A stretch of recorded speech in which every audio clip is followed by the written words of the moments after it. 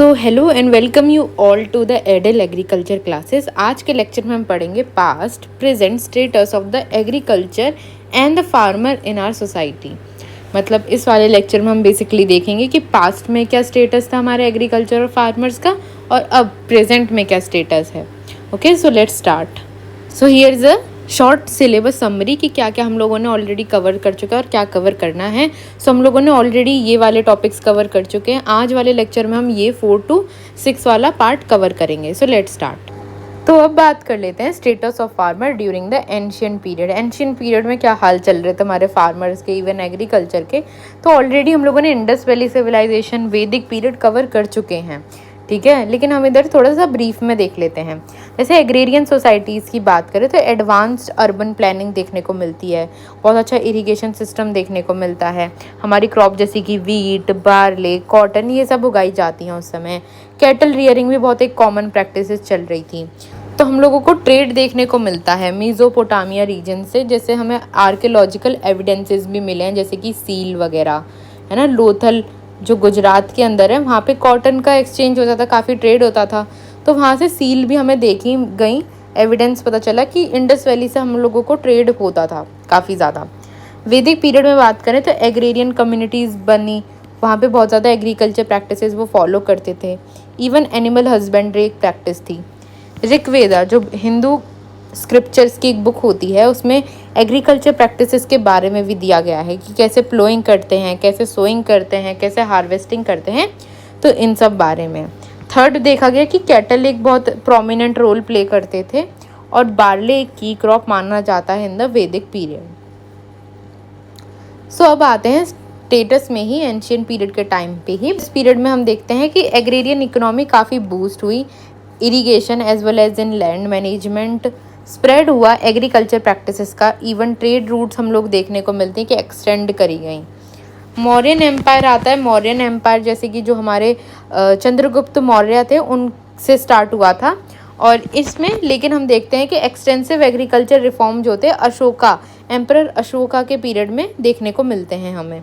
State supervision में आ जाती है एग्रीकल्चर। स्टेट सुपरविजन मतलब पहले सब अपने सब्सिस्टेंस अपने लिए ही कर रहे थे, लेकिन अब क्या था, थोड़ा सा ट्रेड के साथ आने से थोड़ा हमारा राज्यों का भी वो होने लगा सुपरविजन, कि जो राजा के मंत्री थे वो भी देखने लगे कि एग्रीकल्चर में क्या चल रहा है, कैसे बूस्ट करें, क्योंकि वो इकोनॉमी के लिए ही फ़ायदेमंद था, राइट।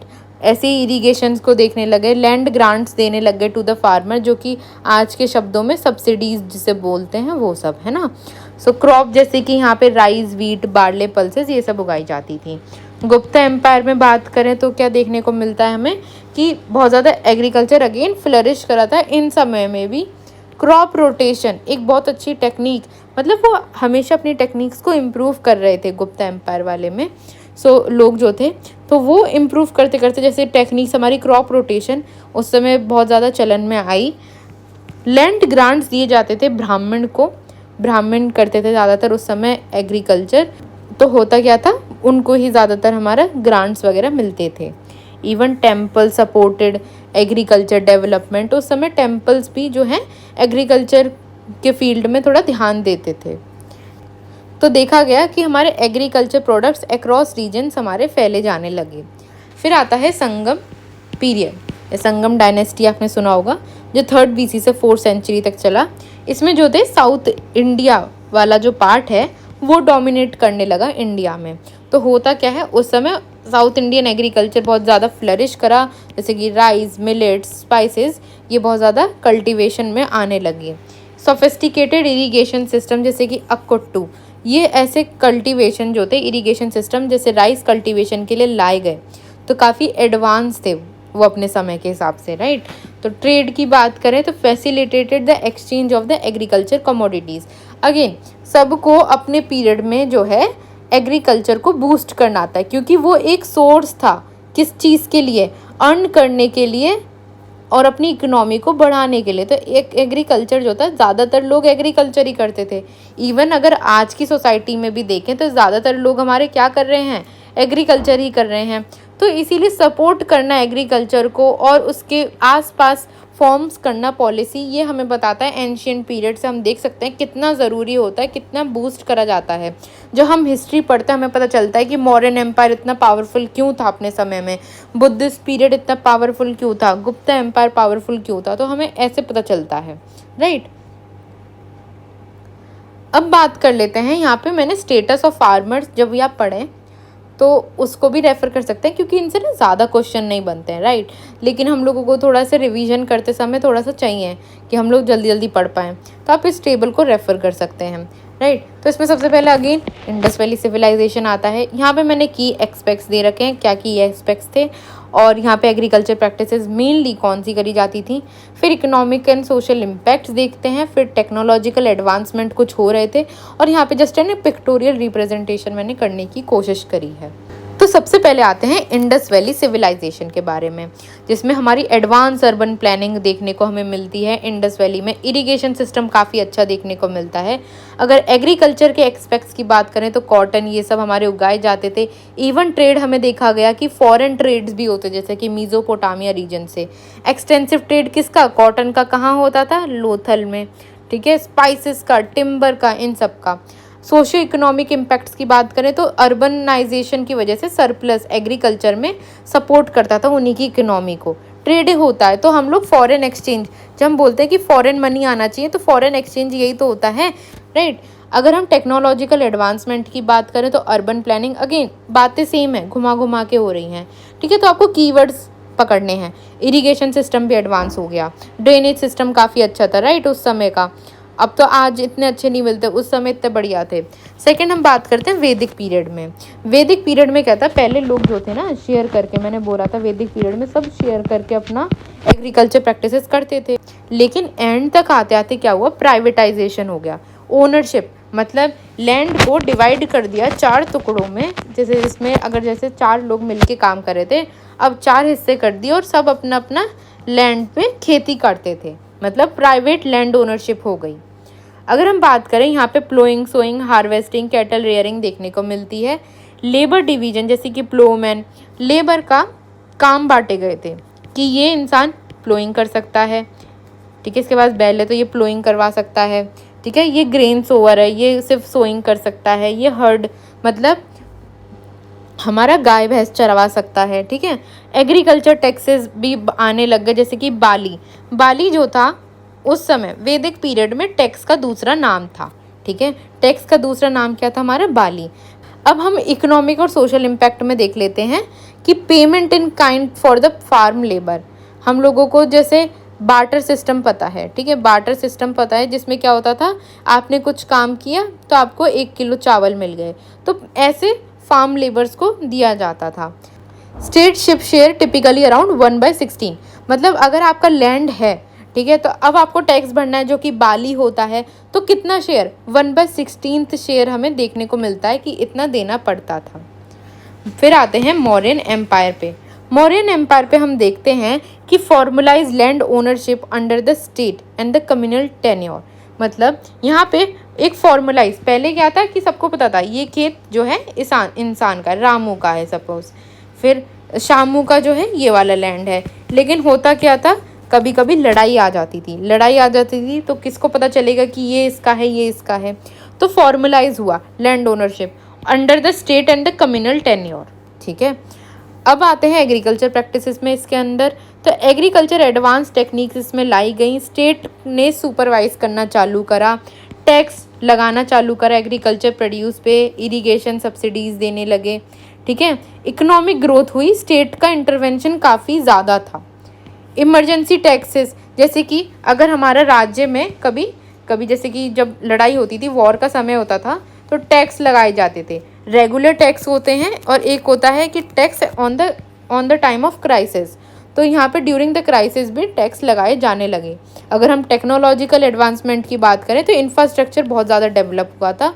और एग्रीकल्चर डाइवर्सिटी मतलब तरह तरह की क्रॉप, जैसे कि क्रॉप डाइवर्सिफिकेशन जो है हमारा, कई तरह की क्रॉप उगाई जाने लगी, सिर्फ मेन क्रॉप्स पे हमारा ध्यान नहीं था, कई तरह की क्रॉप्स हम लोग उगाने लगे।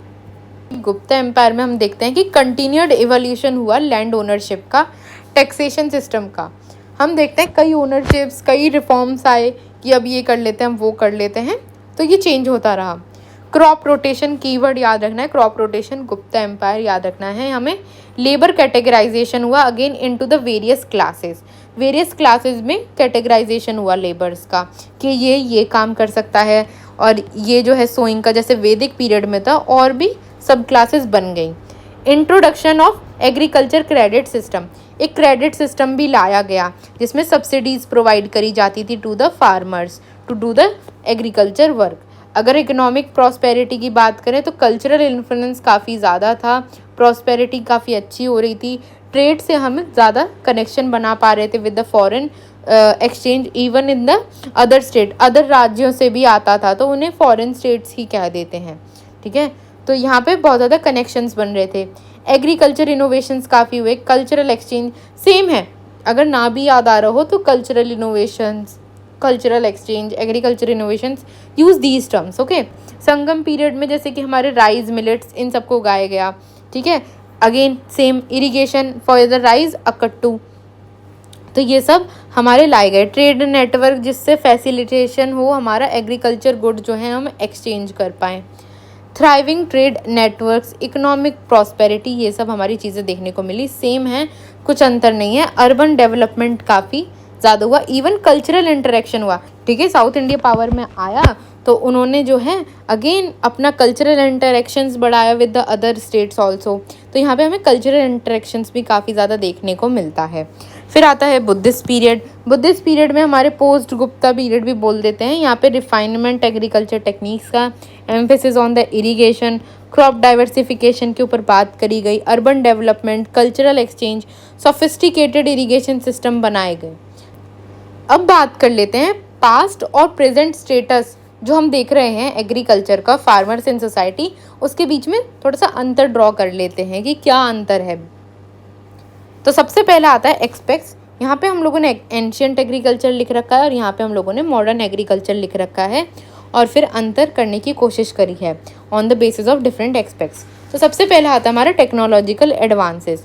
तो यहाँ पे जो था ना मैनुअल टूल्स पे काफ़ी ज़्यादा रिलायंस था, मतलब हम लोगों के जो हैंड टूल्स होते हैं उन पे खेती ज़्यादा होती थी, उनसे खेती ज़्यादा होती थी, जैसे कि वुडन प्लो हो गया, सिकल्स हो गए, दरांती वगैरह, इन सब से ज़्यादा खेती होती थी। लेकिन मॉडर्न एग्रीकल्चर में क्या हुआ, मैकेनाइजेशन हो गया। मैकेनाइजेशन मतलब ट्रैक्टर, हार्वेस्टर, ड्रिप इरिगेशन, ये सब हम लोग आज के समय में देखते हैं ना, तो ये मॉडर्न एग्रीकल्चर का टेक्नोलॉजिकल एडवांसमेंट ही तो है। सेकंड आता है इकोनॉमिक इम्पैक्ट। पहले क्या था, सरप्लस प्रोडक्शन होती थी जो कि ट्रेड को, इवन द अर्बनाइजेशन को भी सपोर्ट करती थी। कैसे, पहले जब सरप्लस ट्रेड होती थी तो पहला तो अपने खाने के लिए रख लिया, सब्सिस्टेंस मतलब यही हो गया, तो प्लस कमर्शियल मतलब जो बचा कुचा है वो हमें बेच देना है, तो बेच दोगे तो उससे पैसा मिलेगा, पैसा मिलेगा, अगेन डेवलपमेंट कराने में इसे यूज़ करा जाता था। अब मॉडर्न एग्रीकल्चर में हम देखते हैं कि ग्लोबल ट्रेड की बात करी जाती है, जैसे कि हमारे इंडिया में आम बड़े मशहूर होते हैं, ठीक है, तो आम मशहूर होते हैं तो वो फॉरेन में भी काफ़ी मशहूर हैं, तो ग्लोबल ट्रेड हम कर सकते हैं। मार्केट फ्लक्चुएशन एक बहुत बड़ी चीज़ हो जाती है आज की डेट में, जैसे कि वॉर हुई, पहले भी होती थी लेकिन पता कम होता था, अब जो है हमें पता होता है कि वॉर हो रही है तो उधर जो है मार्केट फ्लक्चुएशन होना ही होना है। इकोनॉमिक बैकबोन अभी भी हमारे लिए होती है। थर्ड हम बात करते हैं सोशल स्टेटस की। सोशल स्टेटस क्या होता है, पहले जब खेती करते थे तो वो एक इस्टीम्ड पोजीशन थी, वैल्यू करा जाता था उस नॉलेज को, लैंड ग्रांट्स जैसे कि हमारी सब्सिडीज दी जाती थी। लेकिन अब मॉडर्न एग्रीकल्चर में क्या हुआ, चैलेंजेस फेस करने पड़ते हैं हमारे फार्मर्स को कई तरह के, ऊपर से सोशल इकोनॉमिक डिस्पैरिटीज़। पहले देखिए एंशिएंट इंडिया में, even all over the country, जो खेती करता था उसके लिए कितनी बड़ी बात होती थी, इवन उसके जो आसपास वाले लोग थे उसको बड़ी ऊंची नज़रों से देखते थे, मतलब हमारे सोशल इकोनॉमिक स्टेटस में सबसे टॉप पे मतलब वही करता था जिसके पास लैंड होता था, तो कितनी एस्टीम्ड पोजीशंस की बात थी। लेकिन अब क्या डिस्पैरिटीज़ आ गई, अब जो खेती करने वाला है उसको ऐसे थोड़ा लो स्टेटस में माना जाता है, जो कि गलत है। आप खुद देखिए, जिसके पास ज़मीन है, जो खुद का उगा के खा रहा है, वो कैसे गरीब हो गया, है ना। डेप्ट में देखते हैं, डेप्ट बहुत ज़्यादा मिलता है, कर्जा देखने को मिलता है, रिसोर्स एक्सेस लेकिन अब काफ़ी ज़्यादा है as compare to the ancient agriculture. तो अब बात कर लेते हैं फोर्थ पॉइंट की, जो कि है हमारा policy and governance. Centralise governance है, मतलब राजा होता है तो वही तो सारी चीज़ों को देखेगा, तो यहाँ पे सेंट्रलाइज गवर्नेंस देखने को मिलती है। Even the state support, land grants दिए जाते थे, सब्सिडीज़ की तरह ही होते हैं। अब मॉडर्न पॉलिसीज़ हो जाती हैं हमारी इनके जस्ट पैरेलल में। अब जो भी है बिल पास होते हैं, पॉलिसीज़ निकलती है, काफ़ी ज़्यादा चर्चा होती है, तब जाके हमारी कोई पॉलिसी बाहर आती है। सब्सिडीज़ दी जाती हैं कई चीज़ों पे, जैसे कि शुगर केन पे सब्सिडी दी जाती है। एमएसपी होता है हमारा मिनिमम सपोर्ट प्राइस, जिस प्राइस पे हमारा जो है गवर्नमेंट खरीदती है अनाज फार्मर से। इंफ्रास्ट्रक्चर डेवलपमेंट होता है। इंफ्रास्ट्रक्चर डेवलपमेंट काफ़ी हुआ है हमारा पॉलिसी और गवर्नेंस में देखें एंशिएंट इंडिया और मॉडर्न एग्रीकल्चर में। तो 5th पॉइंट आता है हमारा चैलेंजेस फेस टुडे। अब क्या चैलेंजेस फेस करने पड़ते हैं और पहले क्या चैलेंजेस फेस करने पड़ते थे। तो पहले climate change, water scarcity, pest management, यही इश्यूज़ रहते थे। अब क्या है, अब एडिशन हुआ है, थोड़ा सप्रेस हो गई हैं ये हमारी। क्लाइमेट चेंज तो आप चेंज कर ही नहीं सकते, राइट, लेकिन हमारे जैसे कि वाटर स्कैरिसिटी के लिए हम लोगों की काफ़ी ज़्यादा टेक्नोलॉजीज़ आ गई हैं, पेस्ट मैनेजमेंट के लिए भी आई हैं। अब मार्केट वॉलेटिलिटी की बात करें तो मार्केट वॉलेटिलिटी में क्या होता है कि कभी प्राइस बढ़ता है, कभी घट जाता है। जैसे कि अगर सारे लोग ही जो है प्याज उगाने लगे तो एकदम से प्याज का दाम जो है कम हो जाता है, तो वो मार्केट वॉलेटिलिटी होती है।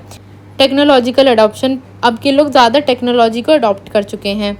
इंफ्रास्ट्रक्चर काफ़ी अच्छा हो चुका है पहले की कंपैरिजन में। मेजॉरिटी ऑफ फार्मर जो है इंडिया में स्मॉल और मार्जिनल हैं, लैंड होल्डिंग उनके पास ज़्यादा नहीं है, स्मॉल और मार्जिनल लैंड होल्डिंग्स ही हैं, जो कि एवरेज हमारा 1.15 हेक्टेयर्स हमारा बनाती हैं अकॉर्डिंग टू द 2010 और 11 का डेटा। 1 हेक्टेयर में हमारा 4 मीटर स्क्वायर होता है, मतलब 10,000 मीटर स्क्वायर हमें देखने को मिलता है लैंड एरिया। तो यहाँ पर क्या है, स्मॉल और मार्जिनल फार्मर टिपिकली इससे भी कम एरिया स्मॉलर प्लॉट्स पे ऑपरेट करते हैं, जो कि 0.63 हेक्टेयर से भी कम होता है। सेकंड बात करें तो इनडेप्टनेस और क्रेडिट की, मतलब जो अभी भी किसान है या फिर फार्मर की बात करें तो यहाँ पर वो अभी भी बैंक से लोन लेना प्रेफर नहीं करेगा, वो अपने आसपास वालों से ही लोन लेना प्रेफर करेगा। अब ऐसा क्यों होता है? Due to the bureaucratic hurdles. Bureaucratic hurdles का मतलब क्या है, यहाँ पे इतने सारे प्रोसीजर होते हैं, राइट, कि आपको ये फाइल करना है, फिर ये देना है, फिर ये दिखाना है, तो वो जो है कोई करना नहीं चाहता। लैक ऑफ कोलेटरल्स का मतलब होता है आप जब भी लोन लेने जाएंगे तो उसके बदले कुछ तो रखेंगे सामने। कोलेटरल मतलब आपके पास कोई प्रॉपर्टी हो, है ना, तो आप उसे रख सकते हैं, कुछ समथिंग जिसके ऊपर आपको लोन मिले, लेकिन वो होता ही नहीं है मोस्ट ऑफ द फार्मर्स के पास, तो वो लेते नहीं है इस वजह से। सेकंड आता है इसमें ही हाई इंसिडेंस ऑफ इंडेप्टनेस, कर्जे में ही रहते हैं, इतने सारे इंसिडेंट्स होते हैं और कई इंटरेस्ट लेवल्स पे, कई ऐसा नहीं है कि किसी एक पे ही पॉइंट पे हमें कोई दिक्कत देखने को मिल रही है, कई इंटरेस्ट लेवल्स पे हमें देखने को मिलती है, जैसे कि 16% पे फॉर 6% इन पे, 52% पे 6 से 10% इंटरेस्ट, तो इससे भी ज़्यादा हमें हायर देखने को मिलते हैं। थर्ड आता है हमारा market access and globalisation. Difficulty होती है फार्मर्स को ग्लोबल मार्केट को एक्सेस करने में। हमें पता है ग्लोबल मार्केट में जो है हमारी जो सामान है उसकी काफ़ी डिमांड है, लेकिन उसको एक्सेस करने के लिए उनके पास कोई भी ज़रिया नहीं होता। फाइनेंशियल कॉन्स्टेंट्स मतलब पैसा भी नहीं होता, और रिस्क अवर्जन का मतलब है कोई रिस्क टेकिंग एबिलिटी नहीं होती, जो चल रहा है वो चलने देते हैं, रिस्क क्यों ही लेना है, डिसलाइकिंग होती है, ठीक है, फार्मर्स के अंदर।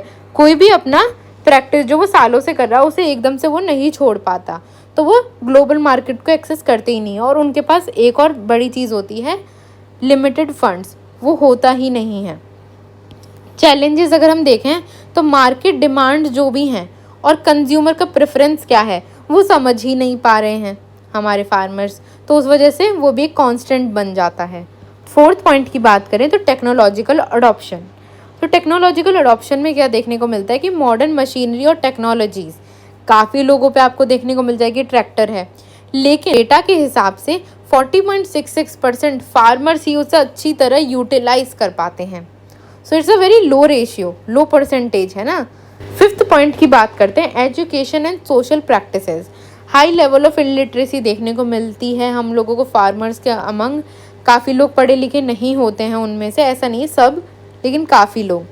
एक्सेसिव स्पेंडिंग होती है सोशल सेरेमनीज़ पे, शादी वगैरह या पूजा पाठ के जो हमारे फंक्शंस होते हैं, उन पे बहुत ज़्यादा खर्चा करते हैं।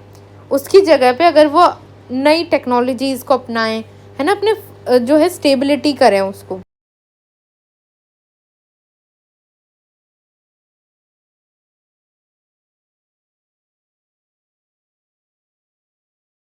और वो इस तरह से फाइनेंशियल स्टेबिलिटी को ही अफेक्ट कर रहा है फार्मर्स की, राइट।